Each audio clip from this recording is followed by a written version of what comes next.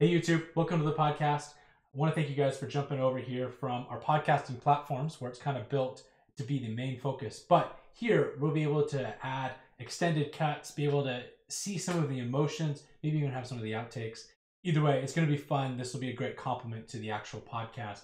But over the first couple episodes, you'll see that the formatting for Around My Frame right now, as well as the set itself, will probably change as we're still trying to figure out how everything is going to look. So bear with us, and if you'd like, please give us comments of how you think it could be changed or altered, what you think looked good, what didn't look good, and we'll continue to change that over the first couple episodes or so before we find our rhythm. So thank you. Let's jump into it now.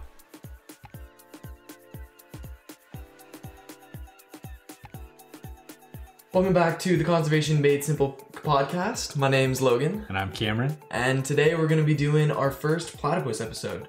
Basically kind of going over the ins and outs of nuclear energy, as well as we talked 2 weeks ago about whether renewable energy was, the solution forward. And so we're going to be talking about some breaking edge renewable energy research, technologies that are making it more probable. Yeah, I'm looking forward to demystifying nuclear, which is what I'll be doing. I'll be looking at the more nuclear. Logan did research on the new types of renewable energy. You kind of just said energy. It's a little. We'll get into it, I guess. But basically, today is a platypus episode, which means it's a little bit less structured. And Logan and I took the approach of not telling each other anything about our own research or our own ideas and stuff. So before we get into that, I actually have a couple to tell me. Yeah, I do. I have a couple things I wanted to tell you, but I want to tell you on air because it's really fun. Sweet. So this is episode 4. Yep. And when this goes live, at the time of us recording this, we are already at 100 listens on our podcast. Yeah, that's big. It's crazy. And with that, there's a 95% retention rate, which means almost everybody's listening to this whole thing. So thank you guys. Yeah. Because I know when we first talked about doing the podcast, we were like, it'd be a success if we got 20 people. Yeah. If we could get people outside of mom, dad, and, siblings, that would be awesome. And we're at 100. And on top of that, there's actually, what it looks like to be at least one listener in both Ireland and in Germany. Shout out. So if that's you, thank you. I'm looking forward to seeing us grow through other countries, and I guess it's just continue to see us grow. So on top of that, I wanted to remind everybody that this podcast, if you're watching this on YouTube, you'll see that we kind of have a new set. We bought a couple new things, and this podcast is 100% through the donations that people give to the organization. So don't forget, you can go to conservationmadesimple.org/donate and be able to support the podcast as well as the organization as a whole. And programs in the future. Yeah, absolutely. But ultimately right now, obviously you're listening for the podcast. So I would assume that your big interest is the podcast. So continue to help support us, and we'll continue to make things looking better and cleaner. And we'll continue to put more renewables. But also, we've been really enjoying the feedback people have been giving us, the input, changes in terms of how things could look, in terms of how we could sound different. And we're slowly changing those. I don't know if anyone's noticed it as we've done different episodes. We're trialing different things. The last YouTube video that we had go up of the podcast, we went a lot more raw than we did for the first one. We're just playing around with a couple different ideas, and we continue to love the support that you guys are giving us on that. But before, one last update. Last week, 2 weeks ago, our last episode, that's what I wanted to say. Just combined them both in my head. The last episode that we had, we talked about, like you said, wind and solar renewable energy in the United States. Does it work? Does it not? Controversial topic. Yes, sir. We had a prime example, and I didn't notice this until post. We had a prime example of somebody so involved in their point that they did not realize what was happening. And I'm not here calling Logan out. I'm calling myself out.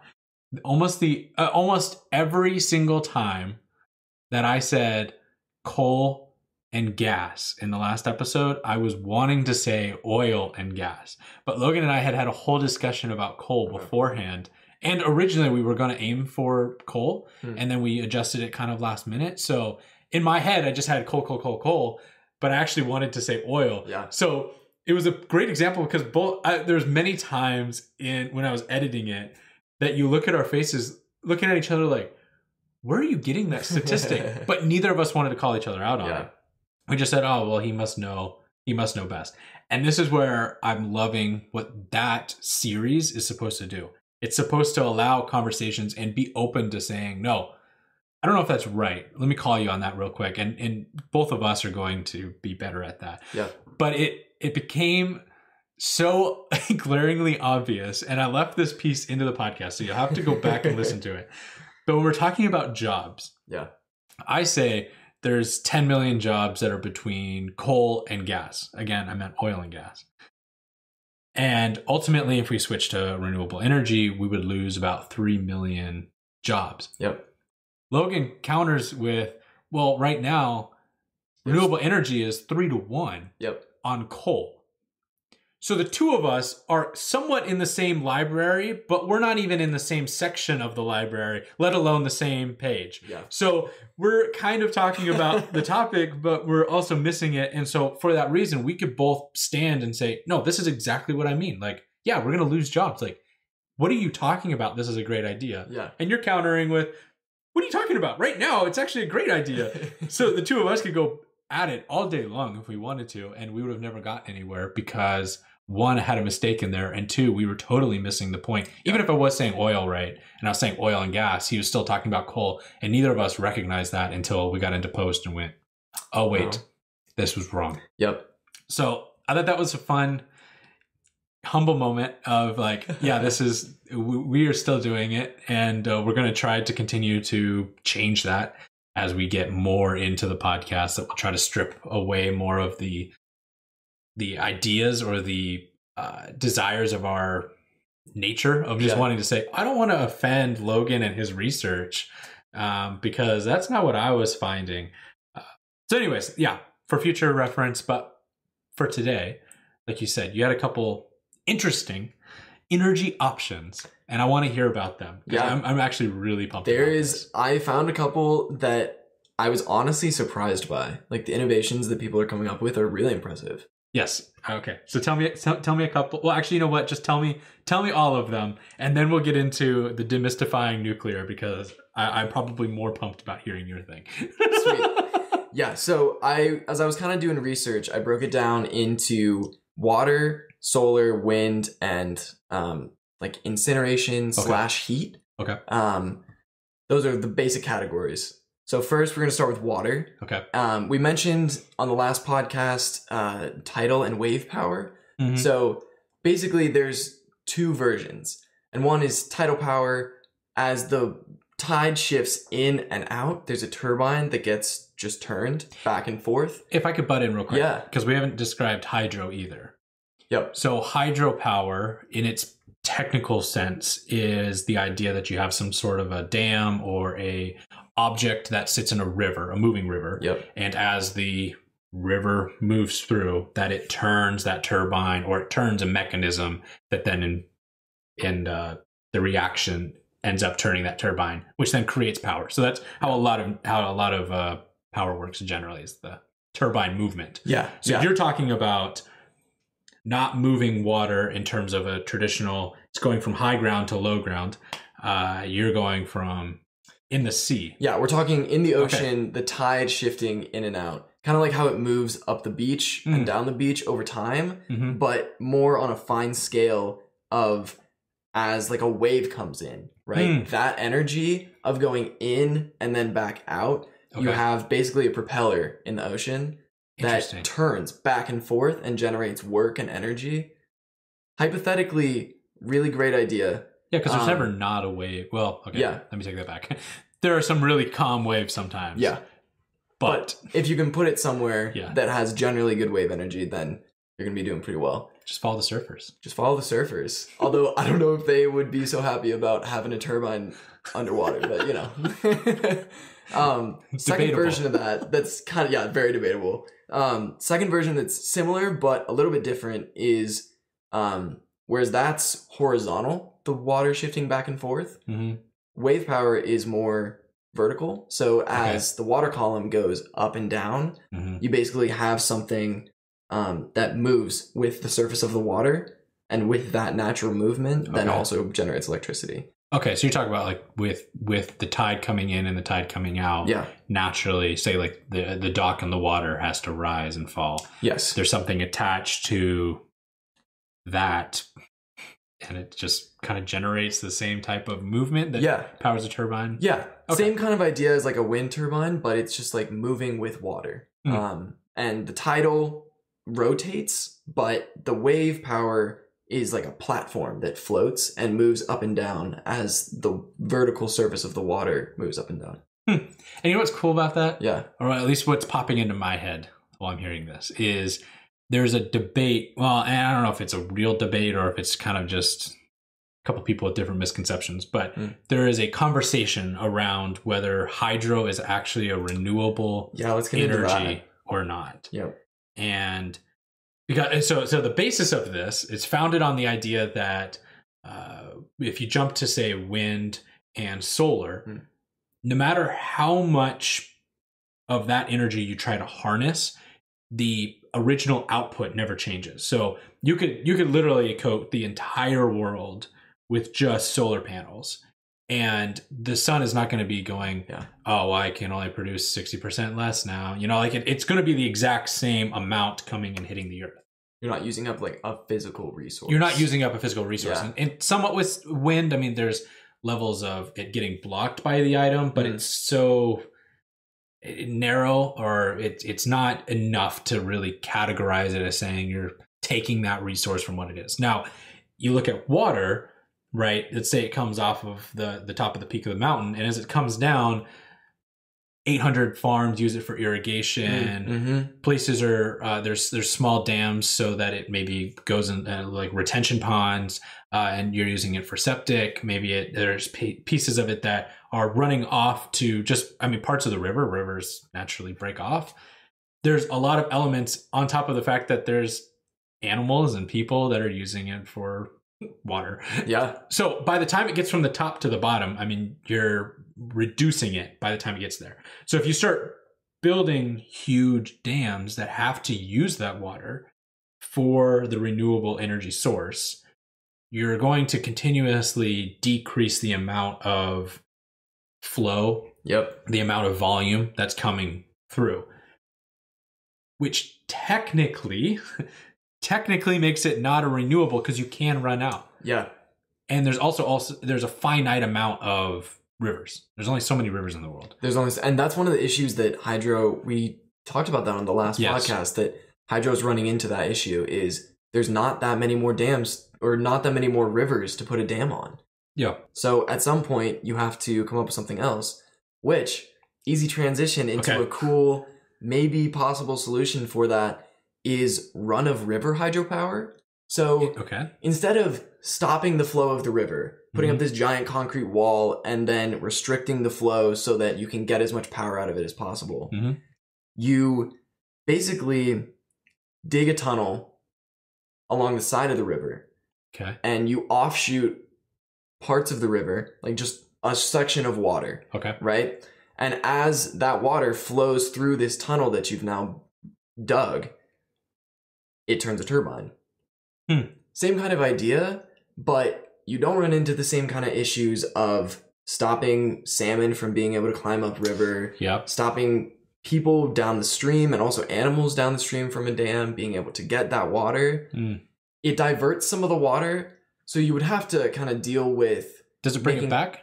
Yeah, and it returns at the end. Okay. Thank you. Yeah, that's a good clarification, is that, it basically is just like a little offshoot, and then it returns back to the stream. So you're not losing that water, except for in that section where basically the channel is that you have your turbine. Gotcha. And that stretch couldn't be more than, maybe half a mile. Meters. Like, there's no way it's going to be larger than a half mile, whereas a dam totally changes the ecosystem around it for miles and miles and miles and miles. Yeah. That's an interesting. Yeah, all the way down to the ocean. So All the way down the ocean. really, yeah, that's a really interesting possible technology. Another one is thermal energy. Lockheed Martin right now is actually working on, they're calling it ocean thermal energy conversion. Okay. And basically it deals with the different temperature gradients in the ocean. So the top is going to be hotter than deep ocean, right? The surface is going to be warmer than the deep ocean. So it uses that temperature difference between the surface water and the deep water to drive a steam cycle. And then you basically just get energy from heat based on that temperature difference that you're exploiting. So not tapping, and I don't know, maybe this is another point you have, but not tapping like geo vents. No. This is purely just floating in the water.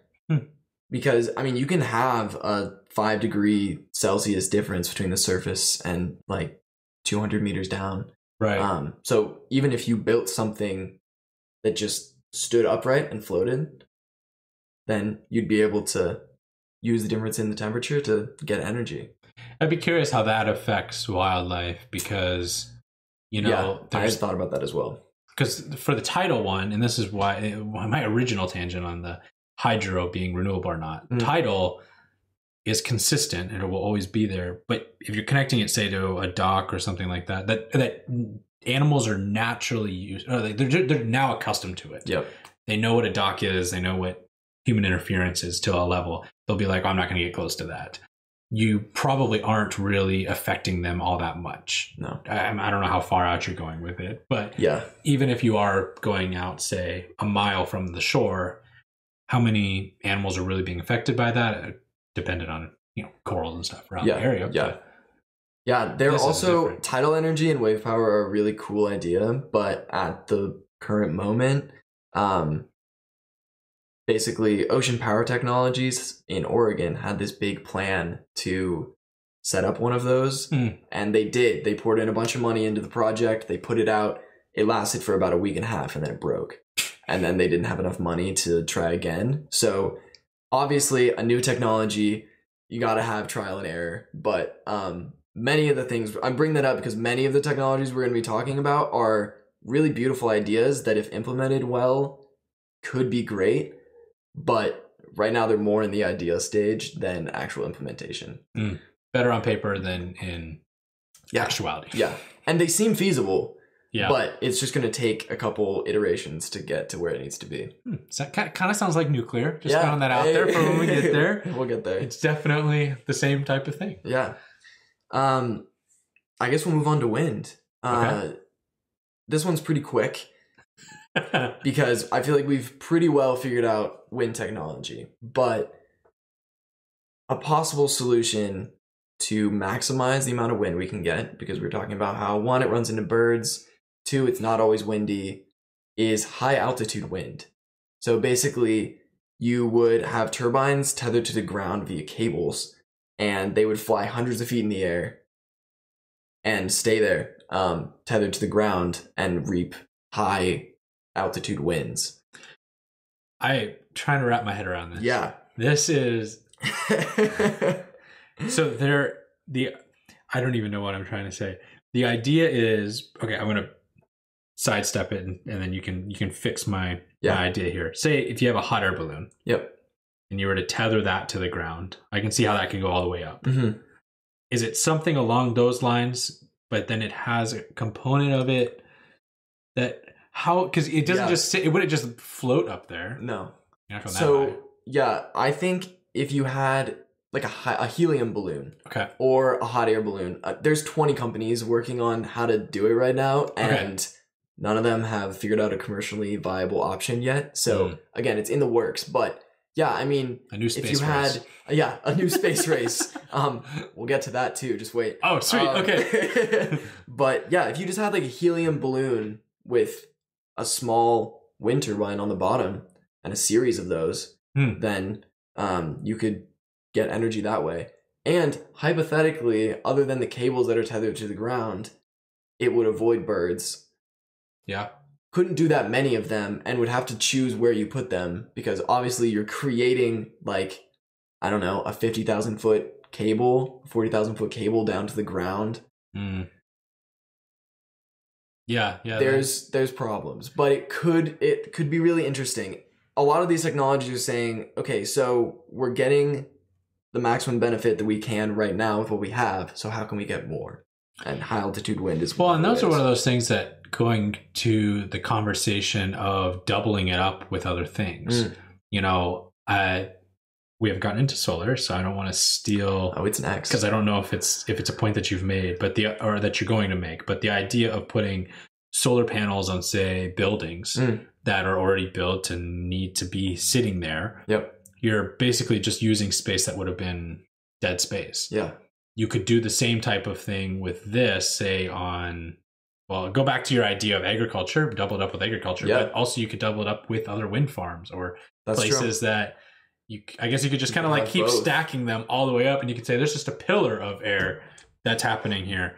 And I wonder if birds will then learn, hey, I should not go that. I don't know. I'm saying a lot of stuff without any ideas, real tangible ideas, but other possible solution, and then we'll move on to solar. But we again talked a lot about how birds were dying from wind turbines. They're working right now on creating artificial intelligence that would basically have a camera that's able to identify the shape of a bird. Say an eagle is flying around, and if it identifies that and confirms it, then it sends basically a signal to the operators that says, okay, shut down until the bird goes away. And then you don't run into as many deaths. Yeah, that's always been my question when it comes to this. And I know birds are different than mammals, but there have been many ideas in, say, Africa with elephants that have interfered with crops, and they put in high frequency sounds, or they do something that irritates the animal to say, I don't want to get close to this. Yeah. The same kind of thing can be used potentially with birds with some other element that would be emitted from the perimeter. That's true. That would then detract them from coming. I don't know what that would be. I'm not a bird expert. So I don't know which direction you can go with that. Yeah. But no, that's also an interesting idea. I wonder how long it would take for the mill itself, just for the blades to stop. Yep. For it to be safe. And at that point, then do you effectively, there's a lot of questions with it, I guess. I'm not going to ask all of them because I could go on and on. It doesn't sound like you know exactly, but no, I mean, the technology would exist easily if they could figure out. It's good questions to ask. They're trying to figure them out right now. So if anyone has answers to them or other great questions, our Facebook group is a great place to go. I will continue to say it. And we will continue to grow that, and then maybe we can have people who have questions and answers, and they all come together, and it is an awesome little conversation. It'll be beautiful. It will be beautiful. And with that, let's move on to solar. Okay. So, something really exciting. Again, it's in the works, but it was announced by this couple, Scott and Julie Broussard. Okay. And I watched this video, I think like 3 years ago. And I was really excited by this video that Scott Broussard put out, if you look it up on YouTube. Okay. And they've now gotten a grant to do so, but it's basically hexagonal panels, solar panels that are strong enough to be laid as road. Okay. So yes, I think I've seen something like this on Facebook at one point or another. Exactly. And so again, big idea, hard to actually put into place, but right now they got a grant from the Federal Highway Administration to build a prototype parking lot to see if it works. But if it did, great. Okay. You could take all the roads that we have across the US, immediately convert it into solar, and that's land that we need to use, honestly, in our current system of transport. Yeah. And also, there's a possible technology that if it's reaping solar energy and we move to electric cars, then it could charge your car as you drive. Oh, dang.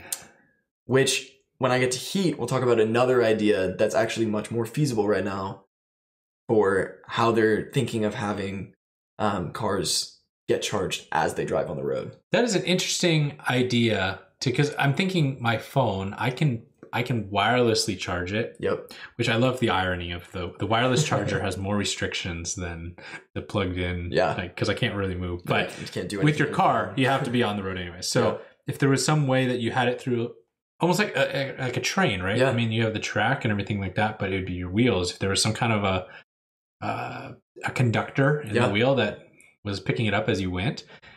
Absolutely possible. Dang. Because I've heard of the idea of taking plastics, breaking them down and building them into something that could go into and be a road. And then that's a way of like preserving the area because you're just using the plastic as the road. Yeah. So you don't have to bury it into the ground. You're burying it and all that. Yeah, exactly. And naturally it will degrade due to the fact that we have some heavy vehicles. Yeah. So not my Prius, but some heavy vehicles. But it's interesting. I love that. The solar, the hex, man, that's hexagonal. Cool. Yeah. Really, really interesting idea. Also, you should watch the video, but video will be on our Facebook group. It will be on our Facebook group. Great. They've also thought about having it be a screen so that if there's wildlife walking across the road and like it's 300 meters down, 300 feet down, I guess we're in the US, 300 meters down. Oh, we got some people. We do. That's true. I like meters better. Okay. 300 meters down and it'll say on the road, like wildlife slow down. No way. Yeah. Okay. So it would let you know. You're talking about like, when you go to like a school zone and it says like school crossing ahead or whatever. Yeah. And there's, it's painted on the ground. It would be something that's digital. Yeah. That as soon as it senses something walking across the road. Whoa. One more thing. This technology, if it actually happened, would be amazing. I don't know if they have the infrastructure to do it, but they were saying that they could also use the solar power to heat the roads so that in snowy and icy conditions, it literally melts the water away. And then you aren't dealing with dangerous driving conditions, which would be like absolutely ridiculous. This family is living in 2100. They really are. Like, that is insane. Speaking of 2100, space solar. You know what's great? We haven't talked about any of these points. And you've been perfectly segueing it. I love it. This one is also really, really interesting. So we talked about how one of our issues with solar was the fact that obviously the sun goes over the horizon, or it's not as sunny in places like Alaska as it is in Ecuador. For parts of the year. Don't need people from Alaska coming at us. Yeah, true. You get a lot more sun for some parts of the year. So, but basically you would put a solar panel in space, and then the craziest part is how you get that energy is through beaming the energy down using either lasers or microwaves. Wow. I have some health questions, but I don't think that's the space to ask. Yeah. How safe that sounds. But okay. Could be. Although, I mean, there's a lot of radio waves going all around us all the time. And there's a lot of debate on that too. Yeah, there is. Like 5G coming in. Yeah. We're already having some issues. We don't need to get into the conspiracies of 5G. I'm definitely not. But you brought it up. You brought up space solar solutions, whatever it is that you called it. Yep. Yeah, so that could be really, and would they float like satellites, or they would just it would basically just be a satellite that would correct to stay within the orbit of the sun. So it's okay. It would I'm either with you now. Orbit around, or it would use the energy that it's taking in to adjust and just constantly stay within the light of the sun. The rays of the sun. Yeah. Wow. Yeah. It would basically. It's gonna keep getting hit by the sun. Yeah. To put it. Let me dumb it down for you. Yeah. It's awesome. That's an interesting, dude. Each one of these crazy ideas, I get more and more impressed by. People. It continues. Solar is definitely the most interesting technologies that I've found. Well, and what's crazy about this, and as far as I've heard, these are things that are somewhat in motion, or are things that are like seriously on the table. These aren't just people that are, say myself, that I did a little while ago, of just going, well, what if, and I'm like coming up with these great ideas, and I'm throwing it on the internet, and you're like, oh, that's great. Let me copy that and put it in our podcast. You're seriously like, this is what's happening. These are being actually worked on. These are actually being worked on by heads of state, and sounds like some countries, and even departments that are changing it. Like, that's what blows my mind, that this is no longer just, well, maybe someday we'll find a way to harness this or do that. This is seriously in the works. It is. Crazy. Yeah. All right, I'll let you continue. So, mind blown. Big one next is printable solar panels. Oh, wow. Okay. I don't know if my brain's ready for this. So printable solar panels, and it's basically silicone solar panels are expensive, and this would fix that. And it would also make it almost possible to make any surface able to pick up the energy of the sun. So, Wow. yeah, solar inks are used on a roll of plastic rather than building panels made from silicone. And you basically can just apply solar cells to small electronics, windows, anything you can think of. And once the solar panels are added, basically a limitless source of renewable energy.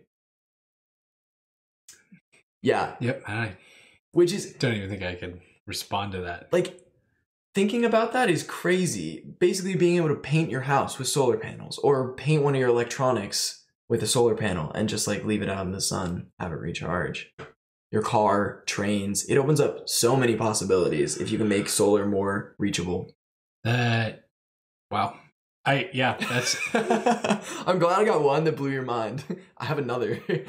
They've all kind of blown my mind, but that one really gets me. And I don't know if it's because we just repainted the set upstairs for the web series that we're developing, and I'm just like thinking, man, could you imagine if there was some level of I don't know, I can't even wrap my head around. I was just around paint, I guess. Yeah. And like, how would that fit inside of the can, and how would that then connect with everything else going on? And I continue to blow my mind, I guess. Yeah. Yeah. So next one is liquid solar. Basically, scientists have created this viscous liquid that would be able to be able to store solar power. I don't know if there might be somebody who's listening that doesn't understand what viscous means. Definitely for the viewers, not for me. What would that definition be for viscous? So viscosity is like how thick or let me dumb it down. Says it in a different way. Viscosity is like how thick something is as a liquid. So honey is like way more viscous than water. And it's basically just how much it sticks to itself. Viscosity. It's just like sounds consistency. Like a really good dessert. It would be. Would you hand me a viscosity? A viscosity. Yes. But so basically they have this liquid that would be able to store, not only take in solar power, but also store it, which was one of the issues we were talking about on last podcast. And 18 years, that's crazy. And honestly, I think that statistic is when the last bit of energy leaves that liquid. But if you were constantly storing it, then you'd be able to have energy for a long time. And it also helps with heat, because as a liquid, it takes in that heat rather than reflecting all of it like solar panels do. Yeah, which was an issue we had talked about on the fact that some areas above solar farms can get up to 900 degrees. Nuts. And there's nothing that's surviving that. Yeah. No, there is not. Well, I have one last one then, which I think... In solar? Okay. Which I think is one of the most interesting for sure, because it mimics nature. They are thinking of making 3D printed solar energy trees. Okay, I've kind of seen this, and I have my own opinions about this, but I'd love to hear what you say before I rattle on. So basically, you would have a structure as a trunk that holds up a bunch of really small solar panels that look like leaves, and you'd be able to get energy from the sun, from obviously the solar panels on the leaves, but also you would get mechanical energy from them bristling in the wind, which could be really interesting. I want to hear your opinion, though. I think it derives from the fact, like, if you watch The Lorax, like, the entire movie is this, they have all these fake trees, and it's where, now granted, they're powering the trees, but it's just kind of this funny notion that, we don't need real trees anymore. That was my first thought when I saw this technology too. And then even if you do try to incorporate them into forests, I'm thinking animals that don't know the difference. And I'm not even talking about large animals. I'm talking about like bugs and stuff. Say there's a butterfly or something that lays her eggs, and the once they've hatched, they're supposed to eat all of this greenery, and they hatch and it's not real leaves. That is very You've true. basically that animal's dead. Yeah. Like they're not gonna that little caterpillar is not gonna go, oh well, I'm going to need to just go to another tree. Yeah. I'm so smart. It's just gone. That's so true. I wonder what the implications could be on a larger scale of that. But I can see that potentially working smaller scale, say like in my home. Yeah. Or it's hard for me to say outside, like around my house, because it's, bugs are obviously still there too. Yeah. I don't know. It's a tough idea because the aesthetic idea of replacing something that looks like a tree is really interesting. I mean, I'm down for how it looks. Yeah. I'm just thinking how. But the actual implications of it, like having it in a city, I think would be more possible. Although there's still downsides to that because you have a fake tree instead of a real tree that actually renews air for you. So yeah, you're trading off. Do you want energy or do you want air? And then I'm thinking now, if you do go city, you have pigeons. Yeah. And pigeons do the same business everything else does, and then you've got to be cleaning these things off. That's true. It's continuous maintenance on it, and I don't know. I think that raises a lot more questions for me than any of the other ones you've said so far. I think it's a really good idea in terms of space usage. Yeah, because you go vertical and also aesthetics, but it also has a lot of possible implications. If it went too big, it would have to be pretty small scale, I think. Yeah. Now, if it didn't mimic parts of the tree, like I'm thinking, say, if you had items that hang from this, or you had items that could be hanging from a real tree that don't look at all like they're part of the tree. Yeah. That I think animals could eventually learn to associate it as something different, right? Then maybe that would be a whole different implication. Or if it's something that doesn't look like a tree, but then at that point, then you're missing the point of what you were trying to say. And do they even want to be on the tree with that there? So yes, there's a lot of questions that come with that one. But the battle of finding renewable energy that doesn't actually still get in the way of nature, almost in a more in your face way, is really one of the biggest problems right now with the industry, is trying to figure out how to find energy that obviously is better for the environment, but doesn't create so many issues. Hey, I have that solution that we will get into at the end of the pod. All right. Which is nuclear. First, let's talk about some heat and incineration. Okay. I talked about how we were going to get into a way to charge electric cars. Okay. This idea is really interesting. And it's actually being worked on by Goodyear right now. Okay. They unveiled the concept in March. So, and if they of 2020, and they're going to hit the market. So one good thing so far. Yeah. If they hit the market, they have the potential to transform the electric car industry. So basically you have these tires that use the heat of friction as you're moving on the road, and also just the heat of the road to charge your car as you drive. So one of the biggest issues with electric cars is that they can only go 300 miles or 500 miles, even though honestly that's what a lot of gas cars do. But you can carry extra gas in the back of your car. Exactly. You can't carry extra electricity. So this would fix that problem. And also it would help you not have to have so many charging stations and still rely on fossil fuels to get that technical electric energy. Could be a really innovative solution. It is. I laugh whenever I hear where the car industry goes, because when I was younger, I was, it was maybe my 9th grade year. I had this idea to create a car. Obviously, there was never anything I was going to follow through with. I had a buddy of mine at the time. Actually, his name was Logan as well. And he was kind of into this, and he liked to reinvent items, I guess. And so I pitched this idea because he was also a mechanic. I said, what if you took a car and you could do these different things to it? One of the ideas that I had was you have to have initial gas start that gets it going. Yep. And then as soon as it goes, the movement of the wheel charges it, while you also have paneling or something that's on the top that could take in sun, charge it. Yep. And at the same time, having the wind go past you, if there were ways to take wind there too. Turbines. Then I thought, and it all could store it into the battery, kind of where Tesla is now going. And at the time, I still didn't understand the concept of how that was a real thing. Yeah. I was like, oh yeah, it's some idea, right? I mean, at that point, I don't think Tesla was as big as it is now. And so it was something that I'm like, oh, this would be a really good idea. And then when these things come out, I go, dang, this should have gotten on it. I should have sold this idea. You know? So, but I'm sure people have already thought of these. But it was so, yeah. It's kind of like how when I was little, I thought I invented the word redonkulous. Because I was like, oh, dude, I want to have a word that I can say. I know I don't. Yeah. Well, and I remember, side tangent, but it's kind of related and it's kind of fun. Yeah.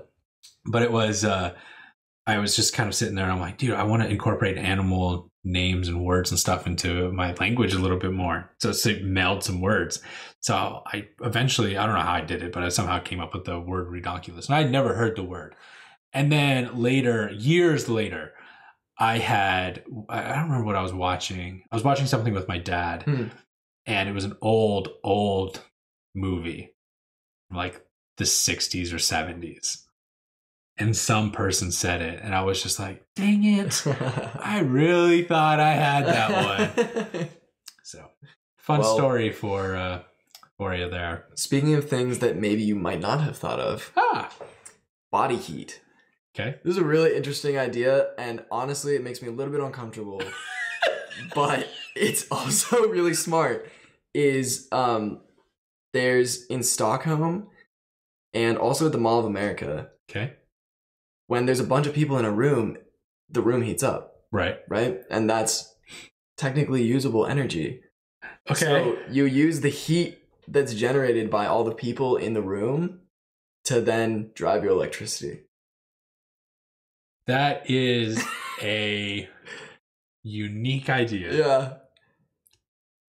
Yeah. That is it's slightly uncomfortable, but I can't figure out why. Right? There's no reason. There's no reason why not. But it also kind of just seems like, it seems weird, but I don't know. Yeah, I agree. Interesting. Yeah. I wonder where that will go. It could be really smart though if we're building new buildings that could be really smart if we're building innovative new buildings that basically are able to use the people in there to actually cool the building, which would be really crazy. Which then, as a businessman, it incentivizes you to get more people in the door because literally your building will not work. That's true. If you don't get There's a reason people. It works in the Mall of America. I'll say that much. Yes. Yeah. So I wonder what will COVID do to all of that idea. Oh. Just can't get that many people in there. No, you cannot. That one doesn't segue hard as to transition much as you. out of. I'm gonna say, the next one though is biomass energy, and basically, this one is much more scientific. Good. Okay. Everyone, put your scientific hats on. We are about to get nerdy. Oh yeah. You basically take biomass. Okay. And now I'm using that as a scientific word because really you're taking like human waste and detritus, like dead organisms. Okay. And you're feeding them to these microorganisms known as methanogens. Okay. And they basically eat the waste. And the reason that they're called methanogens is because they produce methane as a byproduct. Okay. Which again, interesting technology, but then you're burning methane. So questionable in terms of its environmental effects. Gotcha. But definitely a possibility. It's an idea. You would have to use less landfills. You'd have to deal with less sewage. True. You just like take everything, dry it, feed it to these methanogens, and they would produce something that could be burned for electricity pretty easily. Interesting. Yeah. That is what I will say to that one. Not all of these are, shining and clean. Sometimes you have to figure out some other solutions. So sometimes you have to sort through some crap to figure out an idea. You do. Something a little greener. Aha. Fuels from algae. Okay. Basically a similar kind of idea.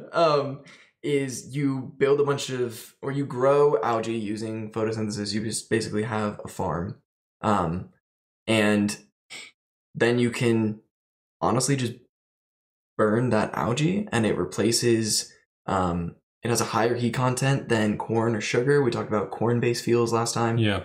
And when I gave that point, I had literally watched a video that morning on how much of an issue that was in terms of the US exports of tortillas for other countries. So we shouldn't do that, I think. But this could be a solution to that, is having large algae farms. Okay. And then basically condensing that down and creating a completely natural fuel. Yeah. Interesting. But then again, algae is also a huge contributor to oxygen and some other methods of thinking. So yeah. And I guess you could double it. You could say, well, they're producing it, and then when they are no longer producing it so much, that then they can be sent to the next stage of life. Yeah, true. It would be an interesting trade-off because, you're growing a bunch of algae and it sequesters a bunch of carbon, takes a bunch of it in, but then obviously you're burning it, so it's going back. So technically, I guess you're net right. zero, but still not necessarily the best new technology. Right. Got to talk through all of the ideas. I think the last one, and personally, I think probably one of the future that will actually happen. We've talked about kind of these different ideas, and I hope that they get implemented. But one that a lot of work is actually going into is hydrogen. Okay. Basically, you just create hydrogen fuel, and when you burn it, it just puts off water vapor. It puts off H2O. The biggest problem right now is actually just isolating hydrogen as H2 because it doesn't like to be H2. And there's only a couple processes that actually create it naturally. Okay. And so scientists are basically working against nature to go backwards because the process likes to take H2 and make it something else, make it water. Right. But to reverse that process is difficult and something that they're figuring out right now. There's two methods that we won't necessarily get into because they're very scientific. My mind's still blown about the road thing, so I don't even know if I can That's grasp some chemistry that I don't necessarily know if we need to delve into, but could be really, really interesting and an easy conversion. There's actually car companies working on this right now of having, I think Honda is creating a hydrogen-based car that would basically burn. Wow. Wow. Honda is oil, coal, whatever. There's too many possibilities in my brain right now. Honda would take hydrogen fuel and just use it as fuel cells. Dang. And then all that's coming out of your tailpipe is water vapor. Interesting. Which is still technically a greenhouse gas, but a much better greenhouse gas than what we're putting out right now. Lesser of two evils. Yes, exactly. Which is honestly... Which is where which is what we have to do with a lot of things. It is. Man is just evil. It is. When it comes to the environment, we are the biggest evil. So now you got to figure out how do we not be so evil. Yeah. So is that your... That's it. Sweet. Well, that transition is nice because I have a lesser of all evils as well. So nuclear energy is a topic of great concern for many because I don't know about you, but when I think nuclear, instantly I go to war and bombs and just destruction. Yep. So when somebody says, oh yeah, this is going to be a great solution for our energy and we're just going to put nuclear plants everywhere and it's going to be clean and good for the environment. And you're like, yeah, okay, well, that sounds like a accident waiting to happen and it's just going to go terribly wrong or so on and so forth. So yes and no. I think there are a lot of pros and cons, I guess, with the whole thing. So first, a little bit of the backstory on it. So nuclear, yes, when it was originally made in the early 1900s, it was with the intention of destruction. And a year after it was made, you then had the bombings on Japan. Yeah. And so instantly it gets this bad taste in your mouth of going, okay, this is all that it can be used for. Well, then after 1940, people started saying, well, you know what? What if we could use this for something better? And in 1954, it was actually approved for commercial use to be using nuclear as a energy source. And this, again, was supposed to be a peaceful option of the technology that was just like, I mean, that is a huge technology. Yeah. Regardless of what it was used for, it's technologically like super advanced. Yeah. And the transition from discovering the atom to getting to the nuclear energy happens in a lifetime, which is crazy. Yeah. So when there's that, you have so much potential that can happen. And there's so many things that could go right, so many things that can go wrong. And ultimately, this is what we had said with a couple of your points, is it's easy on paper, but in actuality, it becomes a little bit more difficult. So in the 1970s, there was a lot of, well, I mean, it's kind of when it started. I mean, it's still obviously happening, but in the Middle East, there was a lot of war and a lot of stuff happening in the Middle East. So oil prices shot a lot higher. And because of that, it was easier for the world to start saying, well, let's look at nuclear again. Because it originally was looked at in 1950. And then we were like, I don't know how feasible this really is. Kind of put on the back burner. 1970s, oil becomes really expensive. They go, let's go back to that idea and see what that does. Because now nuclear can be built anywhere and you don't have to rely on one area of the world that in this time is becoming dangerous. So in the 1970s, more than half of what is in place today was built then. I don't know if that's the way I should have worded it, but the way so really old facilities. Really old facilities. That are still running. Yes. Wow. Which is part of the issue. We'll get into that. Okay. Anyways, there's multiple types of reactors that you can build. The most common one that was built and kind of became the forefront of the nuclear energy discussion was a thing called a light water reactor. And it's because it was the cheapest thing to make, and it also made it was the easiest thing to make. Interesting. But it's actually the worst option out of all of them. And we'll get to that in a second, but the light water reactor became the most common, and ultimately 80% of nuclear reactors are this light water reactor. Wow. Why is it called a light water reaction? Yes. So the idea of it is, and again, I'm not going to go fully into it. I'm actually going to insert a little clip and allow somebody else who's smarter than me explain it. So, what does a light water reactor do? Well, the basic principle is shockingly simple. It heats up water using an artificial chain reaction. Nuclear fission releases several million times more energy than any chemical reaction could. Really heavy elements on the brink of stability, like uranium-235, get bombarded with neutrons. The neutron is absorbed, but the result is unstable. Most of the time, it immediately splits into fast-moving lighter elements, some additional free neutrons, and energy in the form of radiation. The radiation heats the surrounding water, while the neutrons repeat the process with other atoms, releasing more neutrons and radiation in a closely controlled chain reaction. Very different from the fast, destructive runaway reaction in an atomic bomb. It's a little bit more confusing than I will ever be able to explain because it's just it's a mind-blowing topic. And so anyways, but it's different than the bomb is the point of it. Okay. So when you think nuclear, you shouldn't be thinking same reaction as a bomb. You should be thinking nuclear in terms of just pure science. Like you can create any kind of reaction in a science lab. It's similar to that, but it can just be escalated quickly. So again, like I said, it was the cheapest and it was the safest in terms of like being able to build them, which is great. And that's why it was, pulled originally and it was adopted as kind of like the main technology in this sector. And it's also great for growing countries because they have space that they can do it. And they can also put it in places that they don't want to worry about, like, what if something does go wrong? So this is why the first plant was in Russia. And a lot of the areas up there were kind of the ones that adopted it first because they had areas that they can just say, there's one little town and that town runs that reactor. And if something goes wrong, then at least it's a little town. Like, it's a bad thinking and it's kind of weird, but anyways. 80% of them are light water reactors right now. And most of them are about 25 years old or older. Okay. So they are getting there. Yeah.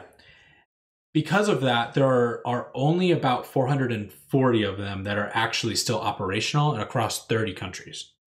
But right now, the US is actually number one in terms of having the most. And 20% of our electricity comes from the 96 reactors that we have across the US. And so, like I said, 96 of them is 20% of our electricity. Whereas right now, France has 58. They're number 2. And they are running 75% of their electricity through nuclear. So when you think about it, it's not that scary when you think of a place like France that's using almost, is 3/4 of it. That's a full investment. Is coming from it. Yeah, it's a full investment, but it's also, it doesn't sound so scary that way. Because you're like, oh, well, this entire country's okay with it and they're doing all right. And I don't think anyone really looks at France as a dangerous place in terms of this. So it's not a big deal. It seems like a really incredible technology that as long as nothing goes wrong, then you're doing fine. Yes. But then you think of the meltdown in Japan a couple years ago. You think of Chernobyl. And the fact that people are really still can't go back to Chernobyl. Yes. All the stories around that are crazy. And I mean, obviously they've been working on it for 70 years at this point. So we've learned a lot. Yes. And France and the US, as far as I know, haven't had big meltdowns in recent history. Yeah. So as long as it goes well, it's fine. Yeah. But there's risk. Exactly. And this is where I'll get into the pros and cons. Okay. First, before I get into the cons, an analogy that I saw that I thought brilliantly shown the issue here. Yeah. If there was a plane crash, like a 747 goes down and it takes out, a couple hundred people, that is news. It is. Like, it's huge. Yeah. But there's a car crash that happens literally every second and you don't hear about it. And more people die from car crashes than they ever will from plane crashes. But that accident of a plane crash is much more catastrophic because there's so much more that happened at one time. Yeah. It's the same type of thing in terms of nuclear versus other sources, say coal, oil, I've defined both of them, and gas and some of these other technologies that are producing CO2 at such great high levels. Over time and little by little, they are actually killing so many millions more. That is a powerful analogy. Than nuclear is, because nuclear does it all at once when something goes wrong, whereas everything else is kind of just slowly killing it. And so that I'll get into a little bit more in some of my points. But in terms of the biggest issue with nuclear power plants is it's a great disguise for nuclear weaponry and building nuclear kind of like plans and just the entire idea that it can be used for evil at the same time. Yeah. And a lot of this comes from you have your above ground plant and then there's, some secret little passage down below and that's where everything evil happens in the layer. Which I would guess that the US has. I would be safe to say that that's probably very true. And I think it's an interesting concept because right now in the top 5 you have the US, China, and Germany. And you would look at the 3 and go, I can see you guys wanting to do that because then the other ones are doing it. Yeah. So you're going to try to one up each other. But then at the same time, you're the leaders of this and you're supposed to be not doing, I don't know. There's a morality thing, but we can let that out of this conversation. And ultimately, on top of all of that, the waste of nuclear. The reason that it's so harmful right now is because we don't have the technology for recycling what comes out of the light water reactors. So when light water reactors create the output waste, right now, well, originally, when it first came out, it was just dump it into the ocean, which happened for a while. It was our general solution to a lot of It was our general solution to a lot of things because we thought, hey, whatever, it's the ocean. And now we're realizing the ocean comes back to us. So anyways, when that was banned, we started just throwing it into the ground. And then we realized, well, that's not very safe either because it just leaks and then you have issues. There's actually only a couple countries in the world that have actually invested in heavily safe storage for nuclear. Okay. With Finland being the best example of it all. Right? Yeah. Anyways, so if we were to switch from light water reactors to other types of reactors, the waste of it would actually be different and is easily recyclable and could be even used again in the plant over and over and over before it becomes too wasteful and then has to be just, it has to be thrown away. So we have a better technology, but we've just invested so much in the old technology that has issues. And so we need to... Yeah, a little deja vu, right? Little deja vu. Yes. Cool. And I'll get into that with the good. But basically right now, like I said, there's only a few places that are actually looking into permanent waste storage, and the rest of it is being buried. So the waste side of it is really hard. But in terms of what, and since nuclear energy has started to become a thing since the early 70s when it kind of really took off, there's only been 7 major accidents. We were using about 10% when countries that were using nuclear energy, when we were doing about 10% of energy was coming from nuclear, you're looking at an accident once every 30 years. Okay. Whereas if you're looking at it where we get up to like say 30%, as the US is getting there, you're looking at them coming more often, 10 years or so. So if you were to say, if you went all the way up to the 100%, which I love dialing it all the way up to see what could happen, you're still not looking, you're looking at maybe an accident once every year. That could be really big, but you're still looking at way less deaths than everything else, again, with the plane, example. So it's a weird trade-off that you have to kind of trade lives, and it's a weird feeling with it all. But when you get into coal mining, people know that coal mining is not good for your health. When you're going down there, you're looking at lung cancer and really just any respiratory issues. You have any type of thing with oil has its own mining issues. And so it's something that industry accepts the issues. It's where do these things go? And then what happens when it does? Because you do have places like you said, Chernobyl and other areas that after years and years and years are still not. That's my real question. Back to normal. So yes, you might have one incident every year, right? But at 100%. At 100%. Throw that out there. Hypothetical. Yeah. So I guess we're in hypothetical. Yeah, I'm in hypothetical. But to bring it back to the real, one of those instances could have implications for 50 years down the line. Yes. Which is an interesting, when you're trying to figure out that trade-off. Yeah. I don't necessarily think it's like an either or of like coal or this, but right. The trade-off of like blowing up a coal plant and having a bunch of CO2 honestly probably has implications 50 years into the future with the atmosphere. But if you're creating an area where nothing can live, I don't know. That's just that's what I'm like this is where I'm about with nuclear. And here's where I'm glad you asked that, because I'm gonna now go. That was my bad points. Okay. Here are my good points. And it kind of answers your question. So NASA actually did a study on this, and they found that nuclear energy has roughly prevented 1.8 million deaths instead of that same amount of money and workforce being put into coal, oil, gas. Interesting. So it's actually saved it. And here's where I'm going to throw a wrench in your entire statement.